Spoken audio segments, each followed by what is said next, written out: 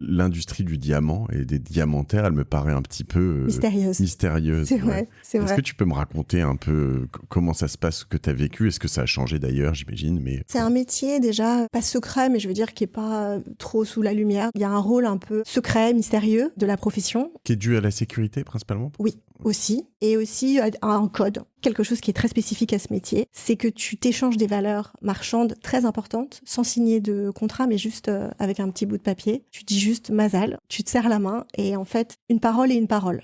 Mais donc, tu peux balancer, je sais pas, 500 000 euros de... Tu peux balancer des centaines de milliers d'euros, mais c'est entre acteurs qui sont connus, qui sont dans des bourses à l'international, des bourses mondiales. Et le papier, tu mets le montant qui va être échangé, ouais, tu mets le montant, absolument. Le poids carat, les spécificités. Écrit à la mano. C'est comme ça que j'ai vu mon père faire toute sa vie. J'adore. Les choses ont un peu évolué. Mais je me rappelle d'avoir vu ça. Je me rappelle d'avoir voyagé avec mon père en Inde aussi, qui est une des premières bourses importantes au monde. C'est fascinant. T'allais acheter des diamants en Inde? Ouais. Et vous reveniez avec? Ah, pas dans la valise. Pas dans la valise. Comment tu les envoies après? Comme tout le monde, par des expéditions classiques. Quoi, par UPS, t'envoies des diamants? Je me rappelle pas exactement, mais oui, ça peut être... Ah ouais. Et après, tu as des niveaux d'assurance.